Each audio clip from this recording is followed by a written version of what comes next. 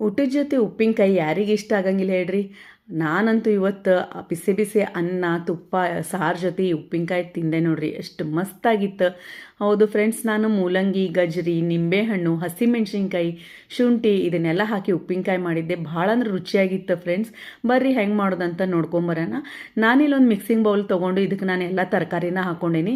ನಾನು ಗಜ್ರಿ, ಮೂಲಂಗಿ, ಹಸಿಮೆಣ್ಸಿನ್ಕಾಯಿ, ಲಿಂಬೆಹಣ್ಣು ಎಲ್ಲನೂ ಚಲೋ ತಂಗ ತೊಳೆದು ಫ್ಯಾನ್ ಬುಡಕ ಒಂದು 2 ತಾಸು ಚಲೋ ತಂಗ ಒಣಗಿಸಿ ಇಟ್ಕೊಂಡಿದ್ದೆ ನೋಡ್ರಿ. ಶುಂಠಿನ ಉದ್ದುದಕ್ಕೆ ಕಟ್ ಮಾಡಿ ಅದನ್ನು ಒಣಗಿಸಿದ್ದೆ. ನಿಂಬೆಹಣ್ಣು ನಾನು ಒಣಗಿದ ಮೇಲೆ ಕಟ್ ಮಾಡಿದ್ದೆ. ಗಜ್ರಿ ಮೂಲಂಗಿನ ಕಟ್ ಮಾಡಿನ ಫ್ಯಾನ್ ಬುಡಕ ಹಾಕಿದ್ದೆ. 2 ತಾಸು ಚಲೋ ತಂಗ ಒಣಗಿಸ್ಕೊಂಡೇನಿ.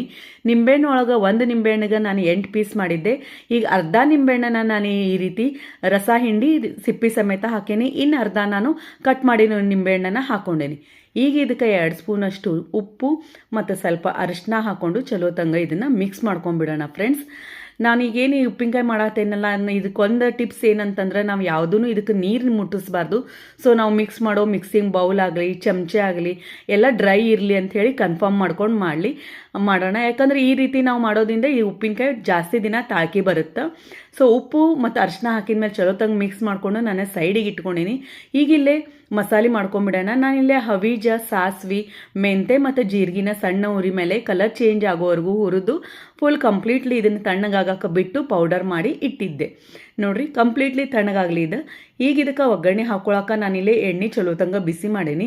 ಎಣ್ಣೆ ಚಲೋ ಕಾದ್ಮೇಲೆ ಸಾಸ್ವಿ, ಕಾಳು ಮೆಣಸು ಹಾಕೇನಿ. 1 ಸ್ಪೂನ್ ತುಂಬ ಹಿಂಗೆ ಪೌಡರ್ ಹಾಕ್ಕೊಂಡು ಬೆಳ್ಳುಳ್ಳಿನ ಹಾಕೊಂಡೇನಿ.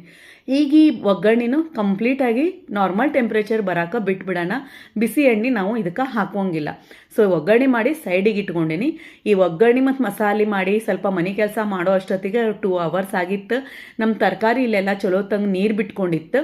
ಈಗ ಇದಕ್ಕೆ ಖಾರದ ತಕ್ಕಂಗೆ ಕೆಂಪು ಖಾರದ ಪುಡಿ ಮತ್ತು ನಾವು ಮಿಕ್ಸರ್ ಒಳಗೆ ಏನು ಉಪ್ಪಿನಕಾಯ್ದು ಮಸಾಲೆ ಮಾಡಿಟ್ಟೇವಲ್ಲ ಆ ಮಸಾಲಿನ ಹಾಕೋಂತ ಚಂದಾಗ ಮಿಕ್ಸ್ ಮಾಡ್ಕೊಳ್ಳೋಣ ಫ್ರೆಂಡ್ಸ್. ಈ ಮಸಾಲೆ ಕೆಂಪು ಖಾರದ ಪುಡಿ ಮತ್ತು ಉಪ್ಪಿನಕಾಯಿ ಮಸಾಲೆ ಎಲ್ಲ ವೆಜಿಟೇಬಲ್ಸ್ಗೂ ಹತ್ತೋಂಗೆ ಚಂದಗ ಸ್ಲೋಲಿ ಎಲ್ಲ ಮೇಲೆ ತಳಗ ಮಾಡ್ಕೊತ ಮಿಕ್ಸ್ ಮಾಡ್ಕೊಂಬಿಡೋಣ. ಈಗ ನಾನು ಎಣ್ಣೆ ಏನು ಕಾಯಿಸಿಟ್ಟಿದ್ನೆಲ್ಲ ಒಗ್ಗರಣೆದ ಅದು ಪೂರ ತಣ್ಣಗಾಗಿತ್ತು.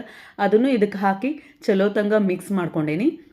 ಈಗ ನಾವು ಉಪ್ಪಿನಕಾಯಿನ ಜಾರ್ ಒಳಗೆ ಹಾಕ್ಕೊಳ್ಳೋಣ. ಈ ಜಾರನ್ನು ಕಂಪ್ಲೀಟಾಗಿ ಡ್ರೈ ಆಗಿತ್ತು ಫ್ರೆಂಡ್ಸ್. ಹಸಿ ಇರೋ ಜಾರ್ ಒಳಗೆ ಇದನ್ನು ಹಾಕ್ಕೊಂಡಿಲ್ಲ. ಈ ರೀತಿ ನಾನು ಜಾರಿಗೆ ಹಾಕ್ಕೊಂಡು ಒಂದು ಬಟ್ಟೆ ಕಟ್ಟಿ ಸ್ವಲ್ಪ ಗಾಳಿ ಹೋಗ್ಲಾರ್ದಂಗೆ ಬಟ್ಟೆ ಕಟ್ಟಿ 1-2 ದಿನ ನಾನು ಇದಕ್ಕೆ ಬಿಸಿಲಿಗೆ ಇಟ್ಟಿದ್ದೆ. 2-3 ದಿನ ಬಿಸಿಲಿಗೆ ಇಡ್ಬೋದು. ಬಿಸಿಲಿಂದ ತೆಗೆದ್ಮೇಲೆ ಫ್ರೆಂಡ್ಸ್ ಮಸ್ತ್ ನೆಂದಿತ್ತು ಇದು ಫ್ರೆಂಡ್ಸ್. ಉಪ್ಪಿನಕಾಯಿ ಎಲ್ಲ ವೆಜಿಟೇಬಲ್ಸ್ ಎಲ್ಲ ಗ್ರೇವಿ ಎಲ್ಲ ಹಿಂಕೊಂಡು ಮಸ್ತ್ ಟೇಸ್ಟಿಯಾಗಿದ್ವು ನೋಡ್ರಿ. ಎಷ್ಟು ಚಂದ ಕಾಣಕತ್ತೈತಲ್ಲ, ಕಲರ್ಫುಲ್ ಆಗಿರೋ. ನೀವು ಟ್ರೈ ಮಾಡಿ ನೋಡ್ರಿ, ಟೇಸ್ಟ್ ಹೆಂಗಿತ್ತಂತ ನನಗೂ ತಿಳಿಸ್ರಿ.